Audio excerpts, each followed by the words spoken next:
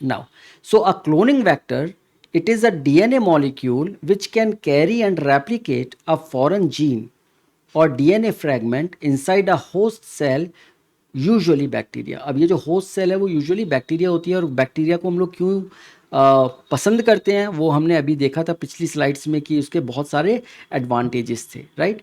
हम इसको कैरियर या व्हीकल डीएनए भी बोलते हैं. We call it as a carrier DNA और we call it as a vehicle DNA, right, cloning vector को.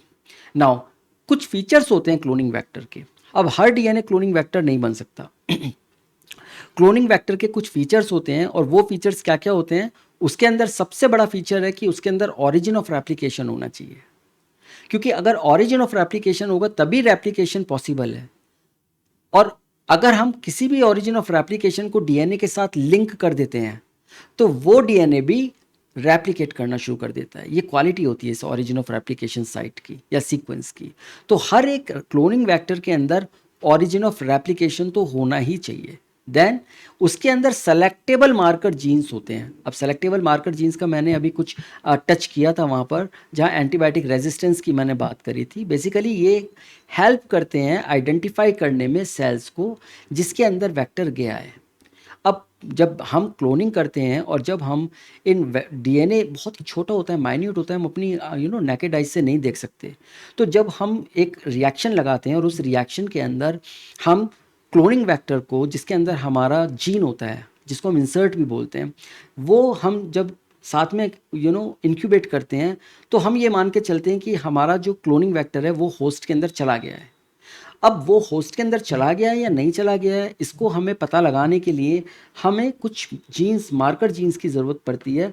और वो मार्कर जीन्स हमको हेल्प करती हैं उन होस्ट सेल्स को सेलेक्ट करने के लिए जिसके अंदर हमारा रिकॉम्बिनेंट वेक्टर गया है, यानी जिसके अंदर हमारा वो वेक्टर गया है जिसके अंदर हमारा जीन है. तो वो हम उनको ऐसे जीन्स को जो हमको हेल्प कराते हैं ये जानने के लिए कि भाई होस्ट के अंदर हमारा जा चुका है जीन या नहीं जा चुका है, हम उनको बोलते हैं सेलेक्टेबल मार्कर जीन, राइट.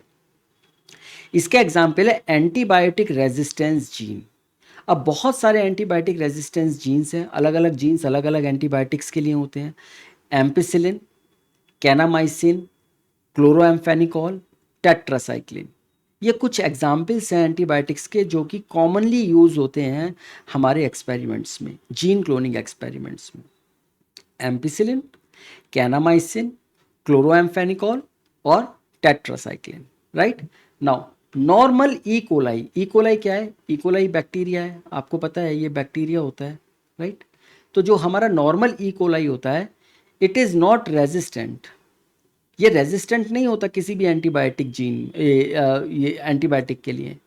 तो बेसिकली अगर आप कोई मीडिया लेते हैं और उस मीडिया के अंदर नॉर्मल ई कोलाई को डाल देते हैं और उस मीडिया के अंदर एम्पिसिलिन या कैनामाइसिन या क्लोरोएम्फेनिकॉल या टेट्रासाइक्लिन है, तो हमारा ई कोलाई ग्रो नहीं करेगा. क्यों नहीं ग्रो करेगा? क्योंकि उसके अंदर कोई भी रेजिस्टेंट जीन नहीं है. लेकिन जब रिकॉम्बिनेंट डीएनए हम डालेंगे, क्योंकि हमारा वेक्टर है और उस वेक्टर के अंदर ये सेलेक्टेबल मार्कर जीन है, एंटीबायोटिक रेजिस्टेंट जीन है, तब क्या होगा, वो ई कोलाई उस एंटीबायोटिक में भी ग्रो करेगा. तो हमको ये पता लग जाएगा कि जो ग्रोथ आ रही है, जो कॉलोनीज हमारी बन रही हैं एंटीबायोटिक की प्रेजेंस में, वो कॉलोनीज इसलिए बन पा रही हैं क्योंकि उनके अंदर एंटीबायोटिक रेजिस्टेंट जीन है. और वो एंटीबायोटिक रेजिस्टेंट जीन कब आया? वो एंटीबायोटिक रेजिस्टेंट जीन आया जब हमने हमारे होस्ट ई कोलाई के अंदर उस वेक्टर को डाला जिस वेक्टर के अंदर वो एंटीबायोटिक रेजिस्टेंट जीन है. क्लियर? तो इस तरीके से हमको ये पता लग जाता है कि हमारी जो कॉलोनीज आई हैं वो कॉलोनीज एंटीबायोटिक रेजिस्टेंट जीन के कारण आई हैं, और वो जीन हमारे वेक्टर में है, और उस वेक्टर की वजह से हमारे ई कोलाई के अंदर या होस्ट के अंदर वो एबिलिटी आ गई है कि वो उस एंटीबायोटिक को रेजिस्ट करेगा और वो ग्रो करेगा. क्लियर हो गया? तो हम ऐसे जीन्स को बोलते हैं सेलेक्टेबल मार्कर जीन्स. देन उस क्लोनिंग वेक्टर के अंदर मल्टीपल क्लोनिंग साइट्स होनी चाहिए. अब मल्टीपल क्लोनिंग साइट्स क्या होती हैं? क्लोनिंग साइट्स बेसिकली वो सीक्वेंसेस होती हैं जहाँ पर रेस्ट्रिक्शन एंजाइम्स का रिकॉग्निशन साइट्स होती हैं. तो हम यहाँ पर मैं RE लिख देता हूँ. जो इसका मतलब है रेस्ट्रिक्शन एंजाइम।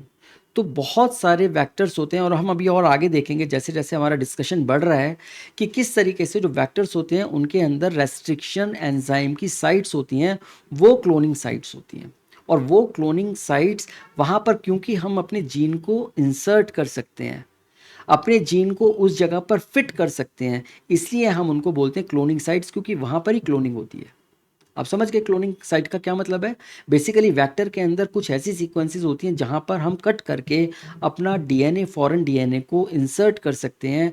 ऐसी साइट्स को हम क्लोनिंग साइट्स बोलते हैं।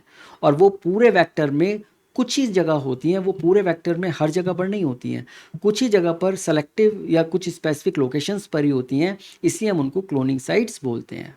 सो क्लोनिंग साइट्स कुछ नहीं है, केवल रेस्ट्रिक्शन एंजाइम्स की कुछ साइट्स होती हैं जहाँ पर वो पर्टिकुलर रेस्ट्रिक्शन एंजाइम कट करेगा और हमारे डीएनए को वहाँ पर फिट कर देगा, उसको वहाँ पर इंटीग्रेट कर देगा। That's it. देन जो वेक्टर होता है वो स्मॉल साइज का होना चाहिए, क्योंकि अगर साइज उसका छोटा होगा वेक्टर का तो हमारी होस्ट सेल में इजीली वो ट्रांसफ़र हो जाएगा। और यूजुअली जो हम प्लाज्मिड्स की बात करें तो लेस देन 10 केबी का जो साइज़ होता है वो एक आइडियल साइज़ माना जाता है। अगर 10 केबी से यानी किलो बेस से कम का साइज़ है हमारे वेक्टर का तो वो एक आइडियल साइज़ माना जाता है। Then high copy number. अब हाई कॉपी नंबर प्लाज्मिड्स के लिए ये चीज़ होती है, बिकॉज वेक्टर्स हमारे और भी होते हैं और हम आगे देखेंगे कि क्या क्या वेक्टर्स होते हैं, लेकिन अगर हम प्लाज्मिड्स को, बैक्टीरियल प्लाज्मिड्स को एज ए वेक्टर हम यूज़ कर रहे हैं, क्लोनिंग वेक्टर यूज़ कर रहे हैं, तो उसका कॉपी नंबर होता है। कॉपी नंबर होता है कि कितने प्लाज्मिड्स हर बैक्टीरियल सेल में हर बार रेप्लिकेट करते हैं। कुछ प्लाज्मिड्स ज़्यादा रेप्लिकेट करते हैं तो वो उनके जो नंबर होते हैं वो ज़्यादा होते हैं, उसको हम हाई कॉपी नंबर प्लाज्मिड्स बोलते हैं। कुछ प्लाज्मिड्स बहुत कम रेप्लिकेट करते हैं, उनके नंबर नेचुरली कम होंगे सेल के अंदर, तो हम उसको लो कॉपी नंबर प्लाज्मिड्स बोलते हैं। So plasmids replicate many times in each bacterial cell, usually 50 to 100 copies और more. This results in a large amount of cloned DNA और एक्सप्रेस्ड प्रोटीन। तो अगर हाई कॉपी नंबर होगा तो जाहिर सी बात है कि जो हमारा जीन है, जो हमारा फॉरेन जीन है, वो भी ज़्यादा क्लोन होगा।